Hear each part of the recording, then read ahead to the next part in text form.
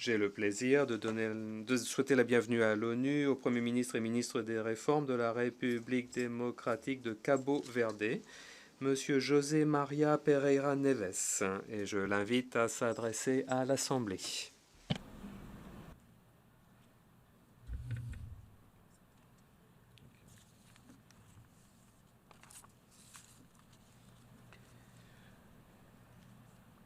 Senhor Presidente da Assembleia Geral, Monsieur le Président de l'Assemblée générale, Mesdames et Messieurs,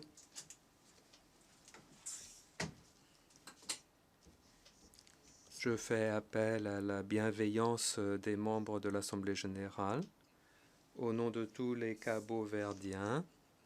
je voudrais saluer tous les représentants à cette 70e session de l'Assemblée générale des Nations unies. Et nous ajoutons notre déclaration à toutes les déclarations déjà faites dans cette salle qui ont demandé l'instauration d'un monde meilleur. Cette session nous donne l'occasion, alors que nous célébrons le 70e anniversaire de l'ONU avec fierté et joie, nous donne l'occasion donc de participer à des réflexions critiques et concrètes sur l'avenir de l'humanité et aussi les défis qu'affrontent les Nations unies. En conséquence, le thème choisi pour cette session ne pouvait pas être plus opportun. Il s'agit d'une question pressante. L'ONU a 70 ans, la voie vers la paix, la sécurité et les droits de l'homme.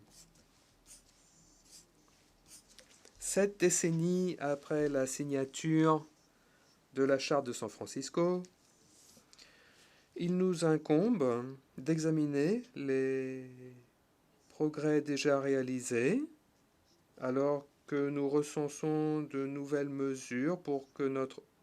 organisation se renforce, pour augmenter son unité, augmenter les capacités de l'organisation pour surmonter les défis lancés à la paix et la sécurité internationale, et afin que l'ONU puisse faire des contributions plus concrètes à un monde plus juste, plus équitable, plus durable et plus solidaire. Cabo Verde, qui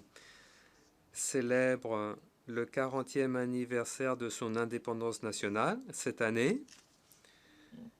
est parmi les pays qui sont convaincus des principes et buts fondamentaux de ce cadre et qui défendent la préservation de ces fondements, qui continuent d'être essentiels et d'actualité pour l'action de l'ONU, car ce sont des outils cruciaux permettant d'instaurer un avenir commun.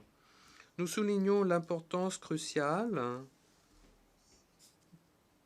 de mettre en œuvre des réformes à l'ONU pour préparer la voie à suivre, et nous lançons un appel en faveur de négociations constructives rassemblant les différents États membres en vue de la revitalisation des pouvoirs de l'Assemblée générale et pour parvenir à un accord concernant l'élargissement de la composition du Conseil de sécurité de l'ONU, qui, selon nous, devrait correspondre aux changements qui se sont produits dans le monde, avec une représentation plus équitable et plus appropriée des États au Conseil de sécurité. C'est avec une grande satisfaction que nous avons participé au sommet des Nations Unies pour le développement durable, qui a commencé le 25 septembre dernier. Nous saisissons cette occasion pour affirmer que Cabo Verde est très attaché aux principes figurant dans le programme de développement durable à l'horizon 2030 et nous sommes tout à fait d'accord avec les objectifs du développement durable, les ODD. Les nations les plus pauvres et les plus vulnérables qui aspirent de façon légitime au développement, ces nations aspirent de façon légitime au développement et nous devons tous nous engager à atteindre les objectifs qui ont été élaborés à l'horizon 2030. En ce qui concerne les petits États insulaires en développement, et Cabo Verde en fait partie, certains éléments essentiels devront être pris en compte, à savoir les risques qui pèsent sur leur survie du fait des changements climatiques, la vulnérabilité particulière des PEID face aux catastrophes naturelles, les risques de perte de la diversité biologique, la taille réduite des marchés de ces pays, les coûts élevés des transports et des infrastructures énergétiques et les difficultés qu'ont les PEID à avoir accès au financement. Pour toutes ces raisons, les PEID méritent une attention particulière du système des Nations Unies dans le contexte des objectifs de développement durable. Le programme de développement durable à l'horizon 2030 est une source d'espoir pour des milliards d'êtres humains qui souhaitent un monde plus juste, plus équitable et plus inclusif. La volonté de mettre les gens au cœur du développement signifie que nous devons trouver des instruments appropriés et mettre en œuvre des pratiques cohérentes dans un environnement durable. À la lumière de la corrélation indubitable entre le développement durable et le changement climatique, Cabo Verde, de même que d'autres pays petits et vulnérables, espèrent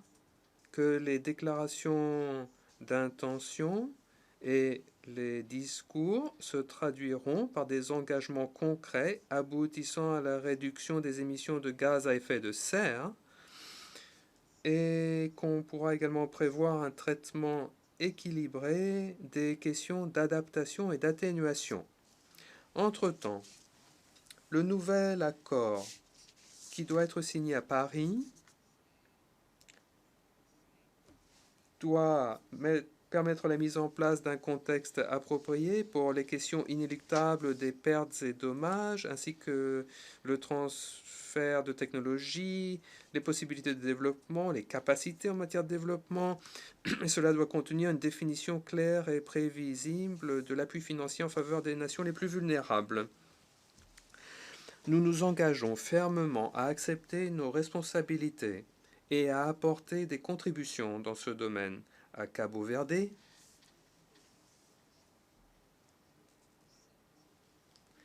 Nous avons déjà établi l'objectif d'énergie renouvelable à 100% pour notre réseau et nous sommes sur la bonne voie pour atteindre cet objectif grâce à la coopération internationale et grâce au suivi assuré par les Nations Unies. Actuellement, nous avons environ 30% de pénétration et nous pensons que nous allons pouvoir dépasser 50% d'ici à 2020.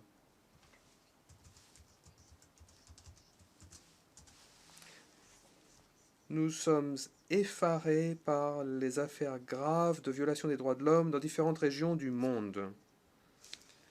Malheureusement, presque 70 ans après l'adoption de la Déclaration universelle des droits de l'homme, l'humanité n'a pas encore tenu les promesses faites et les espoirs qui avaient conduit à l'adoption de ce document fondateur ne se sont pas encore matérialisés. Cabo Verde est fier d'être un symbole sur le plan des libertés, la démocratie, l'état de droit, la promotion et la protection des droits de l'homme, ainsi que la promotion de la dignité humaine. La paix et la sécurité, de même que la stabilité politique, sont des éléments essentiels pour les fondements du développement et pour assurer le bien-être de nos populations.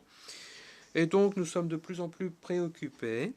par la prolifération des conflits et des tensions qu'on trouve actuellement en Afrique et au Moyen-Orient, ce qui a fait apparaître des milliers de réfugiés qui, à la recherche de meilleures conditions de vie et animés par le désespoir, n'ont trouvé que la mort et ont exposé un problème qui a des causes et des conséquences profondes sur les plans économique, social, politique, environnemental et humanitaire. Ce problème mondial de réfugiés, et je dirais ce grand défi lancé à l'humanité, nécessite l'engagement ferme de tous les pays. Le fléau de la guerre touche non seulement le bien-être des populations de différents territoires, mais cela crée également l'instabilité, cela perturbe le développement de régions tout entières. Cabo Verde s'associe à ceux qui réclament le règlement rapide des conflits en se fondant sur une combinaison d'efforts et de respect du droit international, et en particulier la Convention de 1951 sur les réfugiés et ses protocoles. La situation au Moyen-Orient continue de se détériorer et on ne voit pas le bout du tunnel en ce qui concerne les différents conflits qui déferlent sur la région et du fait des violations des droits de l'homme par les acteurs, les participants au conflit en Syrie, ainsi que les atrocités qui sont perpétrées sur les territoires aux mains de factions terroristes et d'intégristes religieux. Cela constitue une source de vive préoccupation. L'ONU doit redoubler d'efforts pour parvenir à une solution négociée pour ce conflit-là et d'autres conflits qui portent atteinte au sentiment d'humanité sur notre planète. Le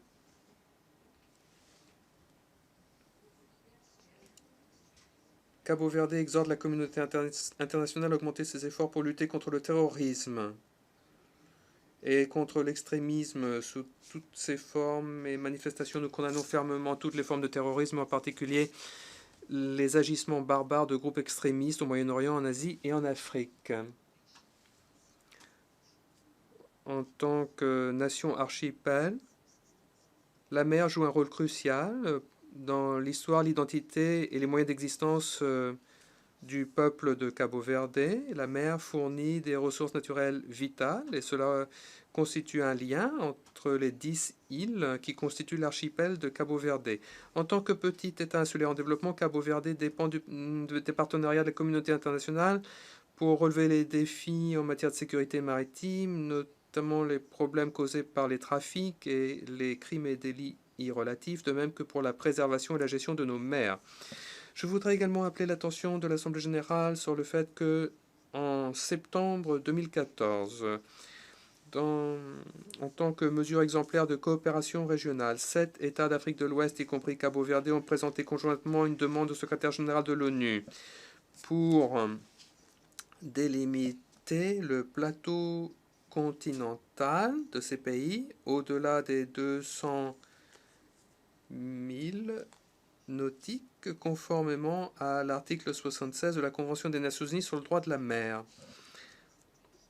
En août dernier, nous avons eu la possibilité de présenter un exposé technique à la Commission des limites du plateau continental et nous nous attendons à une réponse positive à notre demande bientôt. Cabo Verde se félicite également de la décision prise par l'Assemblée générale de mettre en place un comité préparatoire pour l'élaboration d'une convention internationale juridiquement contraignante sur la conservation et l'utilisation durable de la diversité biologique marine dans les zones au-delà de la juridiction nationale des États. Le monde entier a de grandes attentes, des attentes renouvelées à l'égard du rôle de l'ONU pour maintenir la paix et la sécurité internationale, mais aussi pour promouvoir le développement et pour créer une société internationale plus prospère et plus solidaire. En réduisant les injustices et l'iniquité, en luttant contre la pauvreté, en assurant la promotion des droits de l'homme et en luttant contre les effets des changements climatiques. Nous sommes fermement convaincus que l'Organisation des Nations Unies est essentielle. Un monde plus durable, vivant dans la paix et la sécurité, est possible. Je vous remercie beaucoup de votre attention.